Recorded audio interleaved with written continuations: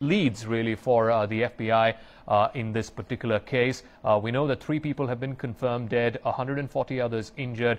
There has been a questioning of one Saudi Arabian national at a hospital in Boston. Authorities refusing to name him as a suspect. There's also been a search of an apartment in one of the suburbs of Boston. Let's try and make sense of this by speaking to Mr. Yan Shuai. He's an analyst with the Center for Counter-Terrorism Studies at the China Institute of Contemporary International Relations.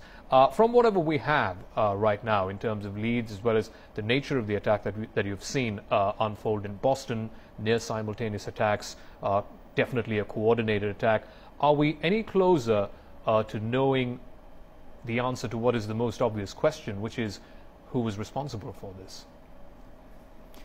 Yeah, well, this attacks is not different from previous attacks. There is no obvious plotters in this incident. And in my opinion, the most likely is that the attackers is lone wolf attacks. They do not have any organizational links to the Al-Qaeda or other terrorist organizations.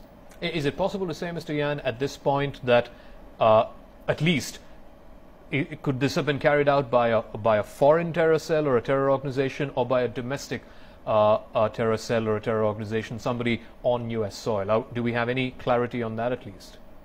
It's still waiting to be determined, I think. Well, right now, the FBI is taking the lead on this investigation.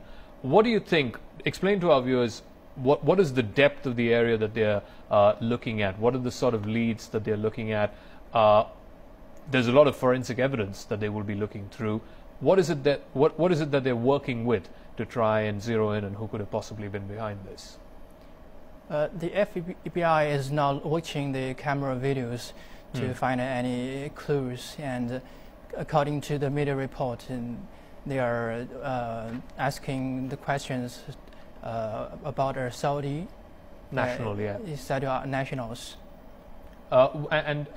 You know, there is always the threat of radical Islamist fundamentalism. We saw that happen in the United States with the 9/11 attacks. Other than that, are there any other kind of threats that the United States faces? Yeah.